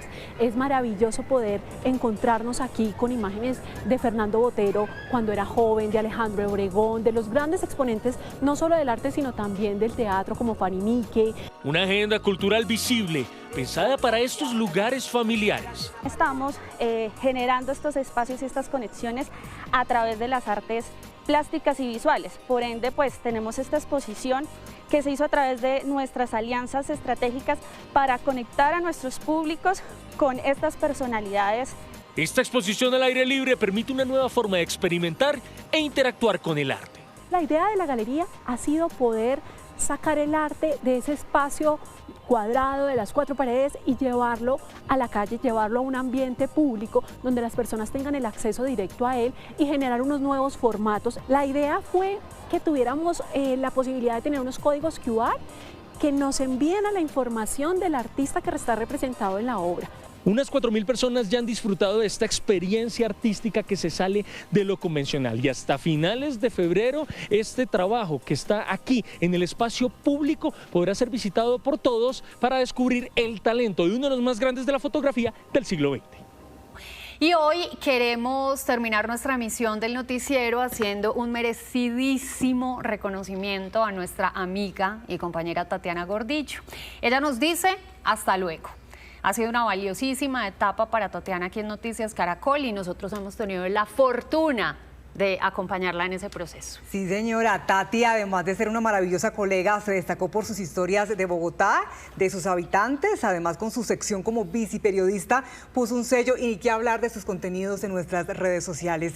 Gracias, Tatiana, y te deseamos lo mejor de lo mejor en esta nueva etapa. Simplemente gracias.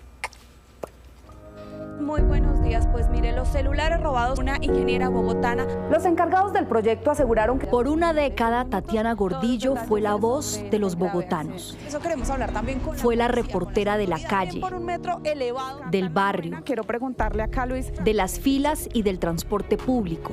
Pero los lugares en Bogotá donde más se están registrando este tipo de casos son en el transporte público. De visibilizar las problemáticas de la gente. Capillas de la Fe nos acaba de enviar un nuevo comunicado. La reportera de los jóvenes. ¿Ha sido fácil comprar casa propia para un joven en Bogotá? Su periodismo en Noticias Caracol no se hacía desde el escritorio. Por 10 años comenzó sus jornadas antes del amanecer y desde las calles, caminando, preguntando y escuchando. ¿Qué dice la gente, las víctimas? Como buena rola recorrió cada rincón de Bogotá. 10 años en los que contó historias difíciles y urgentes, pero también las historias de su gente que vio en ella el eco que necesitaban para ser escuchados. Haciendo reportería, Tatiana Gordillo encontró una convicción: el periodismo es aún más necesario cuando le sirve a la gente. Hablar de Tatiana Gordillo es hablar de profesionalismo, hablar de buen periodismo, hablar de empatía y hablar de una periodista que además es un excelente ser humano. La conozco desde chiquita y repito, aquí tienen la puerta abierta porque aquí está la viciperiodista, está ese periodismo comunitario y ese periodismo digital que tanto bien le ha hecho a Noticias Caracol y lo más importante a nuestras audiencias. También fue la biciperiodista. Donde va a arrancar la ciclorruta. Se puso en las zapatillas de los ciclistas para visibilizar el día a día de pedalear en Bogotá, cientos de kilómetros recorridos en bicicleta, y detrás de sus informes estaban los camarógrafos, a quienes les hacía ponerse el casco. Nosotros en las mañanas siempre llegamos a las 4:30, nos decían y nos asignaban la periodista, Tatiana. Ya sabíamos que o tocaba ponernos el casco o tocaba subir a un sexto piso, incluso hasta bajar la Torre Colpatria como lo hizo. Una gran amiga de muchos de los camarógrafos, de muchos de los asistentes, de las personas de microondas. En la redacción de Noticias Caracol deja colegas y grandes amigos. Yo creo que también el mejor regalo que nos puede dar el lugar donde trabajamos es que nos deje amigos, y eso me pasa a mí. Gracias a Noticias Caracol conocí a Tatiana Gordillo. Es mi amiga. Creo que algo que me atrapó muchísimo de ella es la manera como ve la vida, cómo ve las cosas. Mientras yo armaba una tormenta en un vaso de agua, ella me enseñó a respirar, a ver las cosas de otra manera.